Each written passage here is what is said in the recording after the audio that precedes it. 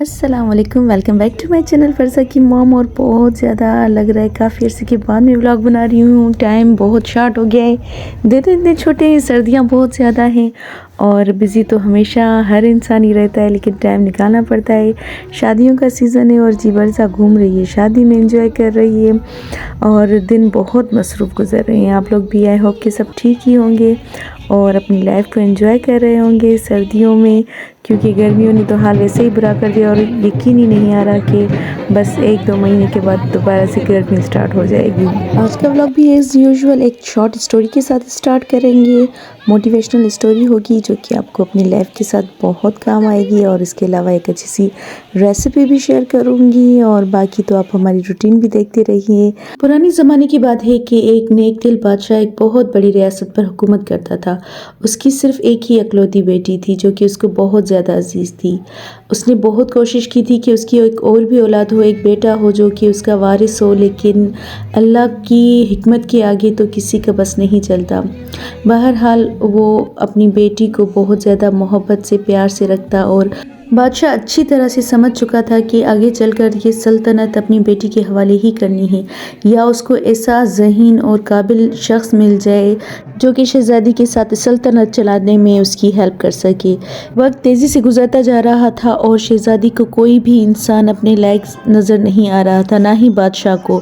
दोनों का यही मानना था कि कोई अच्छा और सच्चा इंसान और ज़हीन इंसान और नेक दिल इंसान ही उनको जो है मिले, ताकि वो आगे चलकर सल्तनत में उनकी संभालने में हेल्प कर सके। एक दिन शहज़ादी अपनी सहेलियों के साथ एक जंगल में शिकार करने के लिए गई। शिकार के पीछे भागते भागते उसको पता ही नहीं चला कि वो अपने सिपाहियों और सहेलियों से जुदा हो गई और रास्ता भटक गई। शहज़ादी बहुत परेशान हो गई। मगरिब का टाइम भी हो गया था, काफ़ी अंधेरा होता जा रहा था और कहीं भी उसको अपने सिपाही या अपनी सहेलियाँ नज़र नहीं आ रही थी। दूसरी तरफ वो ख़ुद भी उसको ढूंढ रहे थे। शहज़ादी बस चलती गई रास्ता ढूंढने के हिसाब से, लेकिन वो माशाल्लाह बहुत बहादुर थी, इसलिए डर नहीं रही थी। कोशिश कर रही थी कि कहीं ना कहीं मुझे कोई सुराग मिल जाए, कोई रास्ता नज़र आ जाए। अचानक उसे दूर से कहीं हल्की सी आग नज़र आई तो उसका दिल थोड़ा ऊपर हुआ कि रोशनी है, थोड़ा जाकर देखूं कि शायद किसी का घर हो, कोई मुझे रास्ता बता दे।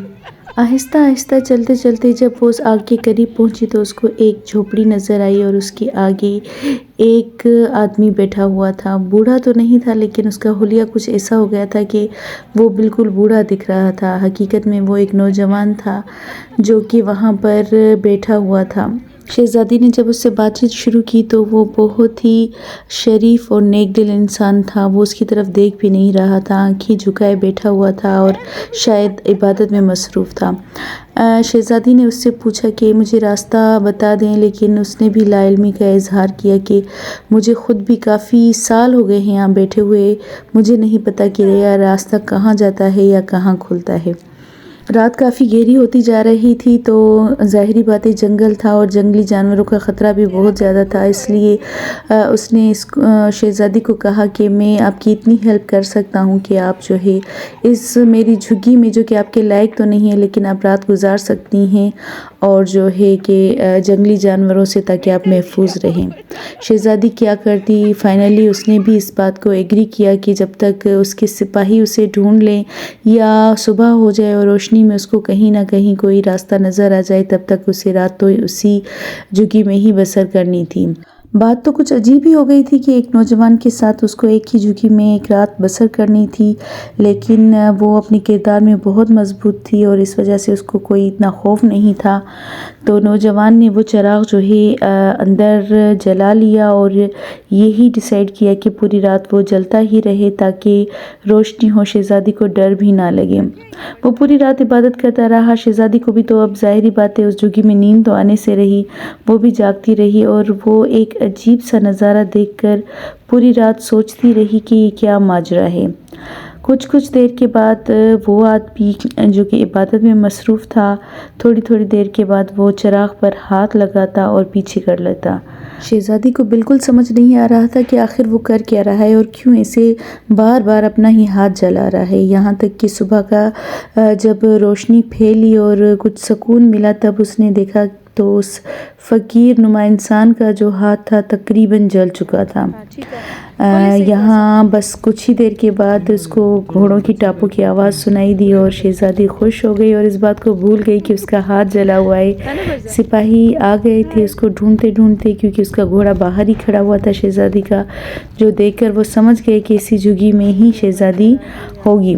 سپاہیوں اور اپنی دوستوں کو دیکھ کر شہزادی اتنا خوش ہو گئی کہ اس نے اس آدمی سے پوچھنا بھی بالکل بھول گئی کہ اس نے ساری رات یہ اپنا ہاتھ کیوں جلایا۔ شہزادی اپنی سہیلیوں کے ساتھ آگے روانہ ہو گئی اور سپاہیوں نے اس کو گرفتار کر لیا، فقیر کو، کہ جو ہے تم نے ایک پوری رات ہماری شہزادی کے ساتھ گزاری ہے تو ہم آپ کو بادشاہ کے پاس لے کر جائیں گے، اب وہ آپ کا انصاف کرے گا۔ وہ تو فقیر تھا اور اللہ کا بندہ تھا، اس لیے وہ خاموشی سے اس کے ساتھ چلا گیا۔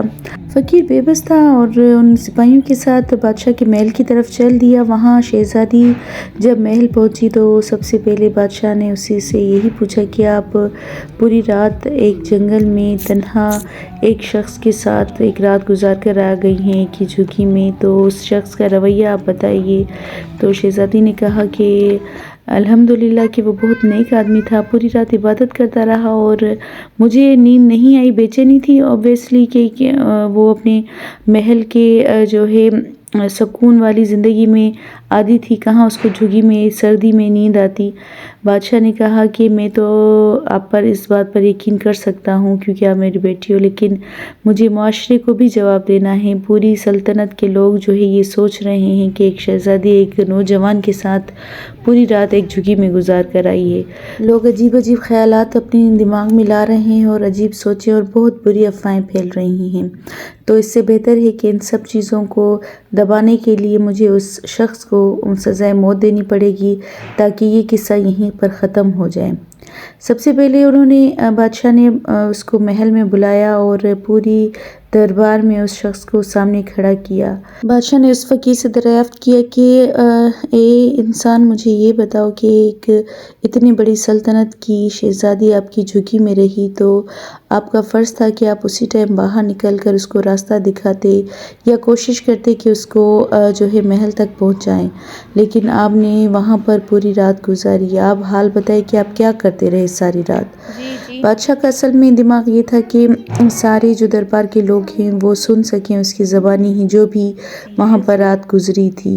حالانکہ بادشاہ کو بھی یقین تھا کہ ایسا کچھ نہیں ہوا ہے، لیکن ضروری تھا کہ اس شخص کے منہ زبانی ہی یہ بات کھلے، اور کہیں نہ کہیں اس کو یہ ڈر بھی تھا کہ کچھ ایسا بول دے تو وہ کہ لوگ اس پر انگلیاں اٹھاتے تو بادشاہ یقیناً اس کا سر قلم ہی کر دیتا۔ فقیر نے کہا کہ بادشاہ سلامت، زیادہ نہیں بتاؤں گا، بس اتنا حال کروں گا کہ میں بھی نوجوان ہوں اور ماشاءاللہ شہزادی بھی خوبصورت اور نوجوان ہے۔ رات کا عالم ہوتا ہے اور تنہائی میں تو مرد عورت کے بیچ میں صرف شیطان ہی آتا ہے، اور ایسا نہیں ہے کہ میرے پاس شیطان نہیں ہے، میرے دماغ میں بھی شیطانی خیالات آ رہے تھے بار بار۔ میں کوشش کر رہا تھا کہ میں عبادت میں مصروف ہو جاؤں، لیکن بار بار مجھے برے خیالات آ رہے تھے، اور جب مجھے برا خیال آتا میں اس چراغ کے اوپر اپنا ہاتھ رکھ دیتا، جیسے ہی آگ مجھے جلانے لگتی تو میں یہی سوچتا کہ میں جب دنیا کی اتنی ہلکی سی آگ برداشت نہیں کر پا رہا تو اگر میں نے کچھ گناہ کر دیا تو میں دوزخ کی آگ کو کس طرح سے برداشت کر پاؤں گا۔ اور پوری رات شیطان اور میرے بیچ میں یہی جنگ چلتی رہی، اور آپ اس کا ثبوت میرا ہاتھ دیکھ سکتے ہیں۔ جب بادشاہ اور درباریوں نے دیکھا تو واقعی اس کا پورا ہاتھ جلا ہوا تھا۔ بادشاہ بہت خوش ہوا اور پورا دربار جو ہے اس کی ایمان افروز بات سن کر اس کی نیکی کی اور اس کے اچھے کیریکٹر کی گواہی دینے پر مجبور ہو گیا۔ بادشاہ نے اسی ٹائم اس کو اپنی سلطنت کا جو ہے وزیر بنا دیا اور کہا کہ بہت جلد میں اپنی بیٹی کے ساتھ تمہاری شادی کر کے یہ تخت و تاج تمہارے حوالے کر دوں گا۔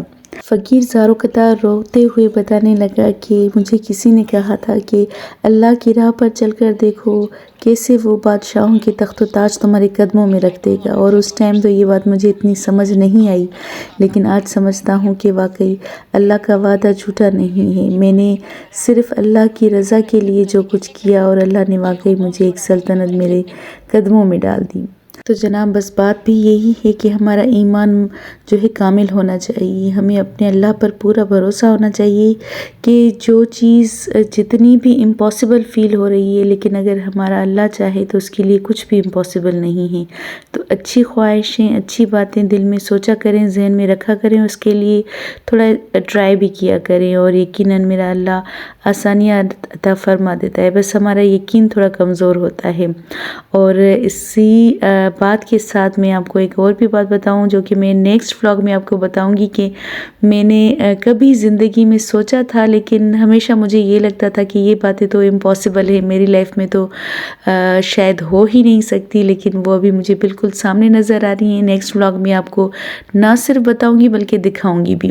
اور جی یہ ہے مٹر اور آلو کا سمپل سا پلاؤ جو کہ بہت مزے کا لگتا ہے، سردیوں میں دوپہر میں بنائیں، ساتھ میں یہ والا جو ہے رائتا بنا دیں جو کہ بہت ہی زبردست لگتا ہے اس آلو مٹر والے پلاؤ میں۔ مجھے تو یہ خاص طور پر بڑا ہی اچھا لگتا ہے۔